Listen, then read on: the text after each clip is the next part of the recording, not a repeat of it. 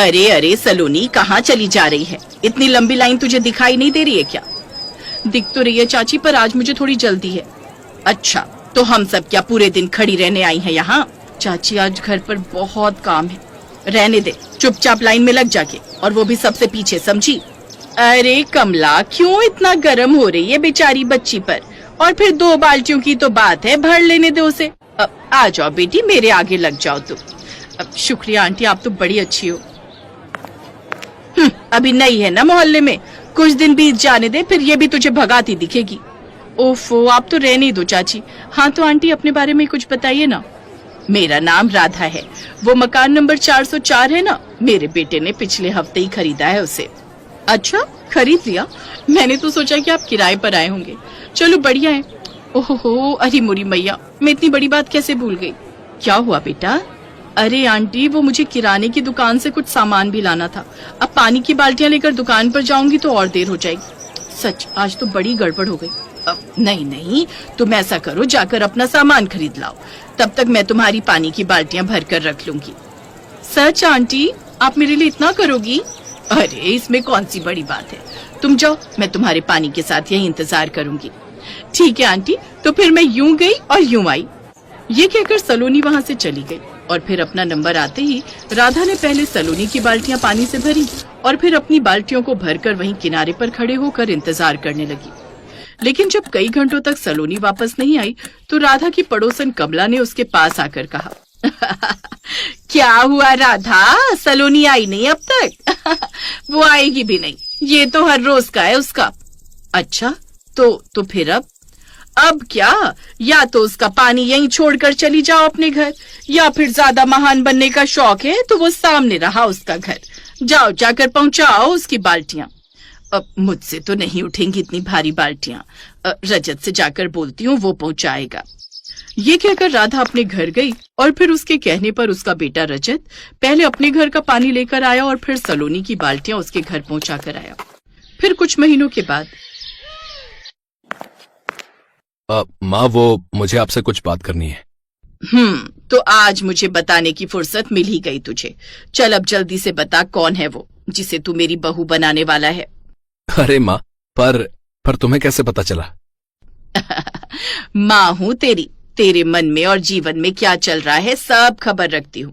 चल अब जल्दी से लड़की का नाम और पता बता, ताकि मैं जल्दी से जल्दी रिश्ते की बात कर सकूं। माँ, उसका नाम सलोनी है और वो अपने ही मोहल्ले में रहती है। कौन? वो सरजू भैया की बेटी? ना बेटा, उसके चक्कर में ना पड़, पूरा मोहल्ला परेशान है उससे। नहीं माँ, ये सच नहीं है। आपको तो पता है कि सलोनी की माँ नहीं है। अपने बीमार पिता और पूरे घर को अकेले संभालती है। वो सुबह 4 बजे से उठकर रात तक घर के कामों में लगी रहती है, और ये बात इन मोहल्ले की औरतों से बर्दाश्त नहीं होती। सबकी सब चिढ़ती हैं उससे। लेकिन बेटा, उस दिन वो पानी की बाल्टियां। उस दिन सलोनी इसलिए नहीं आई क्योंकि किराने की दुकान पर जाते हुए उसका पैर फिसल गया था। माँ, पैर में मोच आई थी उसके। अरे, तो तूने मुझे उसी दिन क्यों नहीं बताई ये बात? अब मैं बताने वाला था, पर मुझे सलोनी ने ही मना कर दिया था। अब ये सब छोड़िए ना माँ, मैं जानता हूं कि सलोनी से बेहतर बहू आपके लिए और कोई हो ही नहीं सकती, लेकिन फिर भी अगर आप ना कहोगी तो। नहीं बेटा, जब तूने फैसला कर ही लिया है तो मैं तुझे रोकूंगी नहीं। ठीक है, मैं आज शाम को ही जाकर सरजू भैया से तुम दोनों के रिश्ते की बात करती हूँ। और इस तरह सलोनी रजत से शादी करके राधा की बहू बन गई। शुरुआत के कुछ दिनों तक तो सब ठीक रहा, लेकिन फिर रजत के काम पर जाने के बाद, सलोनी, उफ, क्या हाल हो रखा है घर का। और ये सलोनी कहाँ चली गई? शायद अपने कमरे में होगी, जाकर देखती हूँ। ये सोचकर राधा सलोनी के कमरे में गई तो उसने देखा कि सुबह से 11 बजे सलोनी आराम से बिस्तर पर लेटी खर्राटे ले रही थी। ये देखकर राधा मुस्कुराई और उसने सलोनी के सिर पर हाथ फेरते हुए कहा, सलोनी बेटा, क्या हुआ? अब तक सो रही हो? तबीयत तो ठीक है? माँ जी, वो सिर में थोड़ा दर्द है, उठने की हिम्मत नहीं हो रही आज। कोई बात नहीं, तुम आराम करो, मैं देख लूंगी आज सब कुछ। राधा ने उस दिन घर के सारे काम अकेले कर लिए, लेकिन उसके अगले दिन और फिर उसके अगले दिन तक सलोनी के सिर का दर्द ठीक नहीं हुआ। बेटा चलो, मैं तुम्हें डॉक्टर को दिखाती हूँ। नहीं मम्मी जी, फालतू में मामूली से सिर दर्द के लिए दुनिया भर की महंगी दवाइयां लिख देगा डॉक्टर। अब मैं ठीक हो जाऊंगी। वो असल में बात यह है कि वहां पापा बिल्कुल अकेले हैं, तो बस उनकी ही टेंशन लगी रहती है मुझे। ओहो, तो ये बात तुम्हें पहले बतानी चाहिए थी ना मुझे। ऐसा करो, तुम सरजू भैया को यहीं पर। ना ना मम्मी जी, मेरे पापा बड़े खुददार हैं, बेटी के ससुराल में आकर कभी नहीं रहेंगे। अब आप कहें तो क्या मैं हर रोज कुछ देर के लिए उन्हें देख आया करूं? हाँ हाँ बेटा, क्यों नहीं, तुम बिल्कुल जाओ और यहाँ की चिंता मत करना। तुमसे जो हो सके वो करना, बाकी मैं सब संभाल लूंगी। भोली भाली राधा सलोनी की बातों में आ गई और ये समझ ही नहीं सकी कि आखिर उसकी बहू उसके साथ क्या खेल खेल रही थी। पहले तो सिरदर्द का बहाना बनाकर सलोनी रोज देर से उठती और फिर आराम से राधा का बनाया नाश्ता खाकर अपने मायके अपने पिता को देखने चली जाती। पापा, ये लो, आज आलू की कचौरियां लाई हूं। तूने बनाई है ये कचौड़ियां? ओफो पापा, आपको इससे क्या मतलब? आप बस चुपचाप खा लो ना। ठीक है, मैं खा लूंगा, पर एक शर्त पर। मेरे खाने के तुरंत बाद तू वापस अपने ससुराल जाएगी। हाँ। क्यों? मैं यहाँ क्यों नहीं रुक सकती? अरे क्योंकि मैं तंग आ गया हूँ तेरे निकम्मेपन से। मुझे लगा था कि शादी के बाद तू सुधर जाएगी, लेकिन तूने तो हद ही पार कर रखी है। तू रोज मेरी देखभाल के बहाने यहाँ सारा सारा दिन आराम फरमाती रहती है और वहाँ तेरी सास घर के कामों में लगी रहती है। ओफो पापा, आपको तो खुश होना चाहिए अपनी बेटी के लिए कि उसे ऐसी बेवकूफ सास मिली है। खुश तो मैं उस दिन होऊंगा जिस दिन तू पूरे दिल से अपना ससुराल संभालेगी, काम से बचने के बहाने नहीं ढूंढती फिरेगी।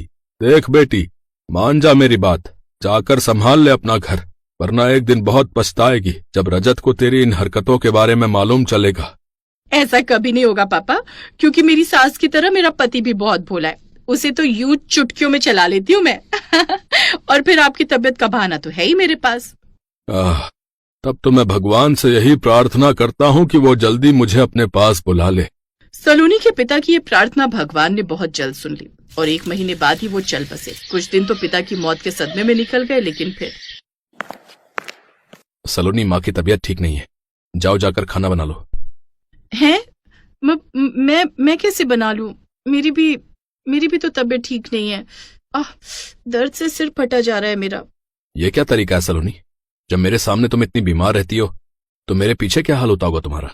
यहाँ मेरा क्या हाल है ये आप क्या जानो। माँ जी आपके पीछे मुझसे दिन रात घर के काम करवाती है। पापा के दुख से उबरी नहीं कि झोंक दिया मुझे घर के कामों में, इसीलिए मेरा ये हाल है। मुझे तो लगता है कि कोई बड़ी बीमारी हो गई है मुझे। रजत ने इसके बाद सलोनी से कुछ नहीं कहा और वहां से चला गया। फिर कुछ देर बाद, ये लोग कौन है? ये लोग नारी निकेतन से तुम्हें ले जाने आए। अब से तुम इन्हीं के पास रहोगी।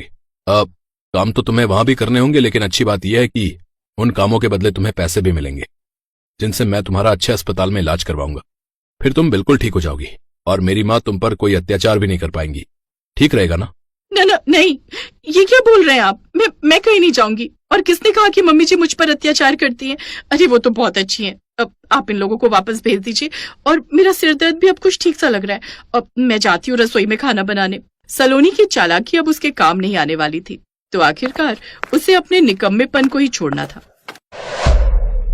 सच ये था कि सलोनी के पिता ने मरने से पहले ही उसकी सारी सच्चाई खुद राधा को बता दी थी, लेकिन राधा ने समझदारी दिखाते हुए उस वक्त सलोनी से कुछ नहीं कहा। लेकिन बाद में रजत के साथ मिलकर उसने सलोनी को सही रास्ते पर लाने का फैसला किया और आखिर में वो कामयाब भी हुई।